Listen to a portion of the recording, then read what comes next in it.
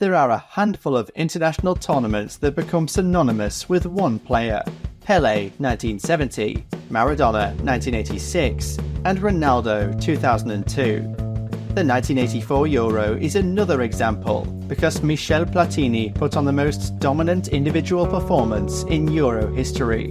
Platini set records that remain till this very day as he took France to European glory. It also featured one of the greatest games in Euro history when France and Portugal met in the semi-finals. But how did Platini do this? What was so great about his performances? What records did he set? Why was the France and Portugal semi-final so memorable? This is the story of how France won Euro 1984. France had been a perennial underachiever at the international level. Despite having many talented players, they could not break through and win a major tournament. But there was something different about Euro 1984. Firstly, they had been selected as the host nation. They had unanimously won the vote over rivals Germany. This meant they automatically qualified for the tournament. Secondly, France had a highly talented set of midfielders led by Ballon d'Or winner Michel Platini. This led to them playing a highly attacking brand of football full of flair. "It's not too much to expect a tournament full of attacking play," wrote Leslie Vernon before the competition for World Soccer magazine. "Flag bearers of this attacking policy should be the hosts. They can play an attractive game with class midfielders like Alain Giresse, Jean Tigana and Michel Platini." Platini was primarily expected to be one of the premier players of the tournament. Vernon predicted, indeed, Platini should be one of the outstanding figures of the tournament with his uncanny passing ability and deadly finishing. Before moving on, please consider liking, sharing and subscribing to my channel. My next video will be on the Euro 1988 tournament in 2 weeks. Also, consider signing up to my Patreon. You can vote on future series and channel content and help move to a weekly upload schedule. Thank you very much. Michel Hidalgo managed France. Remarkably, this was the only full-time manager job he had. Apart from this, he was either an assistant or director of football. His attacking philosophy led to a fantastic 1982 World Cup, in which France lost to Germany on penalties in the semi-final. He commented after the tournament, "To calculate like the Italians is not a sport," Hidalgo insisted. "That style is impossible for the French nature and spirit." The qualification process for this tournament proved shocking. The Soviet Union, England, Czechoslovakia, Italy and the Netherlands crashed out and failed to qualify. West Germany almost succumbed to the same fate, but finished ahead of Northern Ireland based on goal difference. France was drawn into a group with Belgium, Denmark and Yugoslavia. They opened their campaign against Denmark in Paris. The game proved to be competitive. Klaus Bergerine marked Platini well for most of the game. This limited his influence on the game. The plan to frustrate the French was going well for the Danes, but in the 43rd minute, a truly sickening moment tested their resolve. 1977 European Footballer of the Year Alan Simonsen went in on a 50-50 tackle with Yvon Leroux. There was a loud snapping sound because Simonsen had his left shin broken.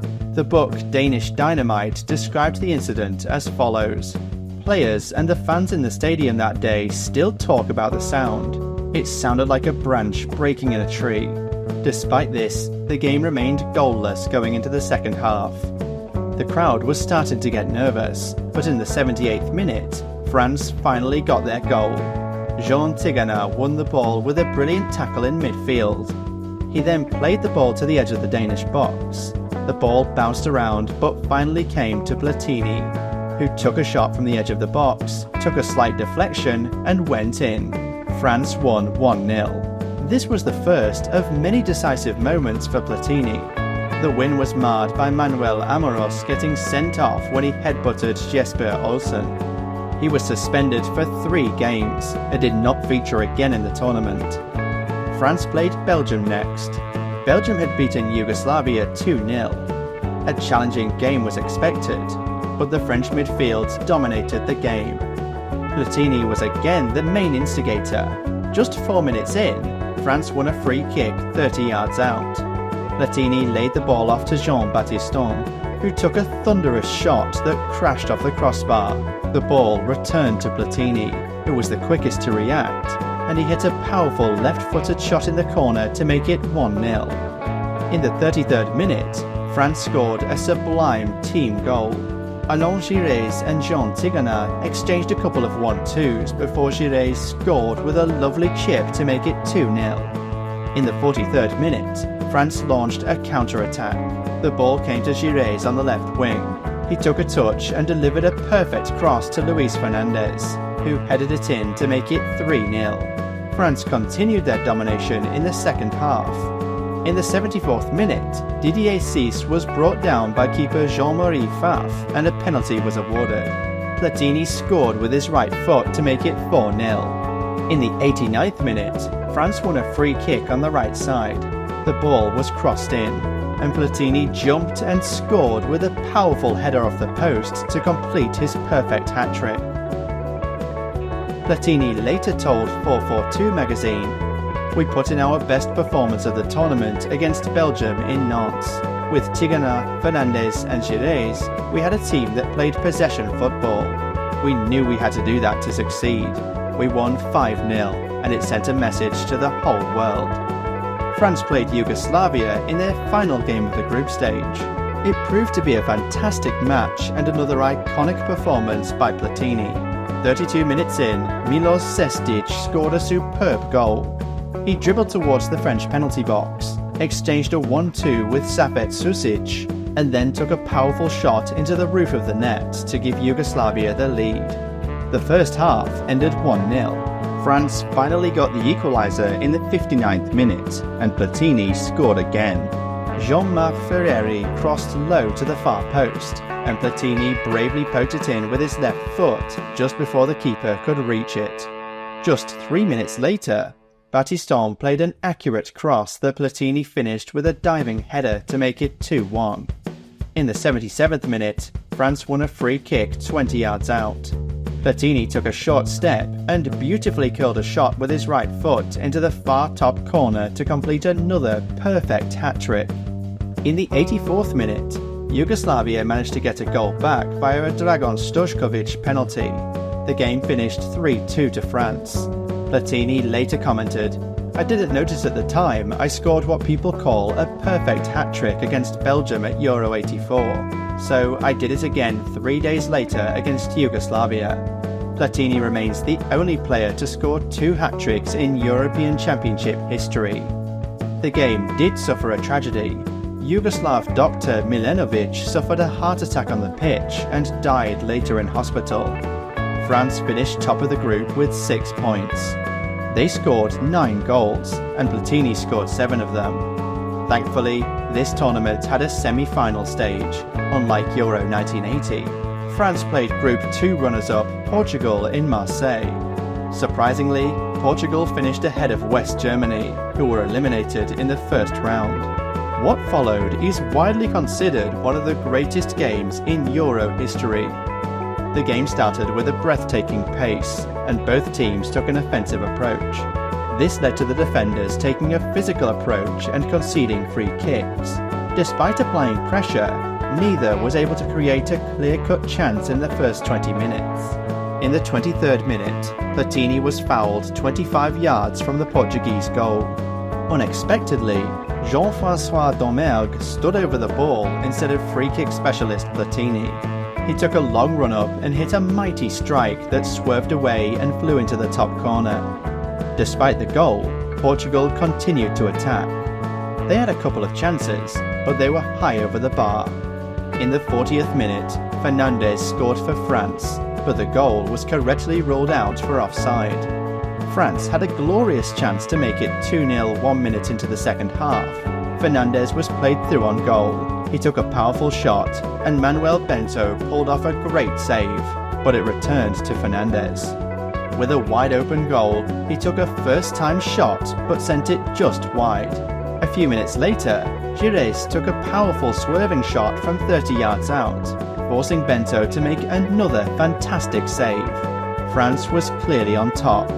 Gires then had another shot when he received the ball in the box, but his shot was smothered by Gento, who quickly reacted.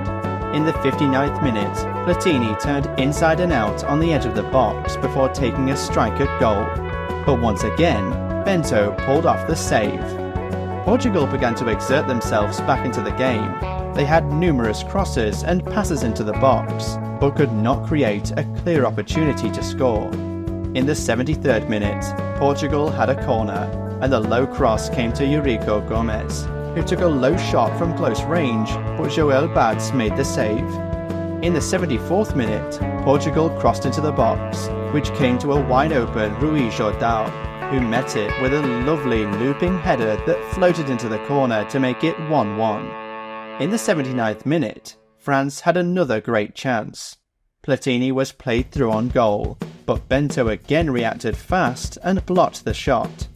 The ball then came back to Didier Sis, who took a shot from the edge of the box, but remarkably, Bento had got back to his feet and made another save, which bounced off the bar and over. Portugal captain Manuel Bento was putting on a goalkeeping performance for the ages. There were more chances, but the game ended 1-1 and required extra time. France once again started strong. A low cross came to Platini, but his sliding shot from close range looped up and was heading in before Bento rose quickly to punch it over again. In the 96th minute, Portugal had a great chance. A cross came to substitute Nene, who headed powerfully, but Bads made a brilliant diving save. In the 98th minute, a cross came to Jordão on the far post, who volleyed into the ground and flew into the far corner. Portugal was 2-1 up. France was now throwing everything at Portugal. A minute later, Platini was again played through on goal, but Bento raced out again and made the block. Portugal hit France on the counter when Nene was played through. He took a shot, but Bads made a brilliant save. Portugal was 2-1 up going into the second half of extra time. They were now defending deep.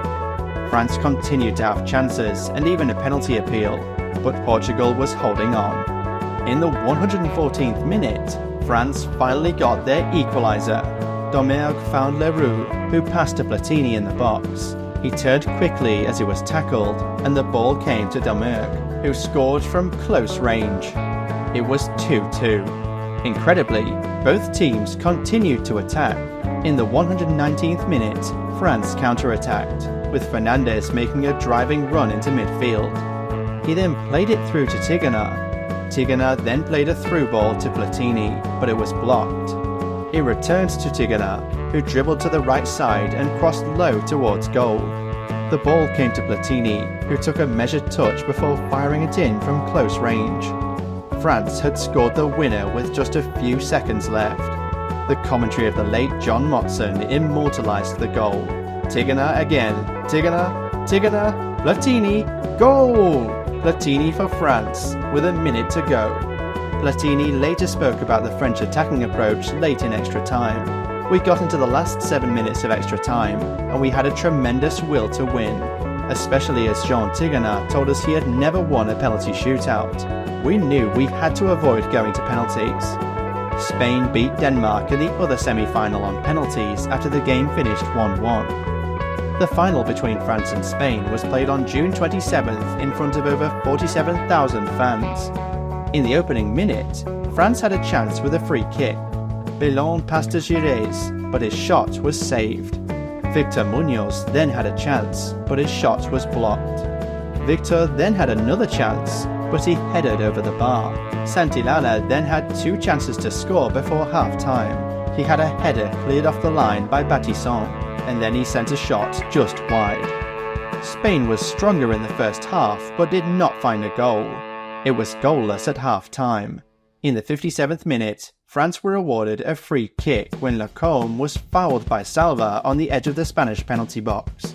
Platini stepped up and took a weak, low-curling shot around the wall.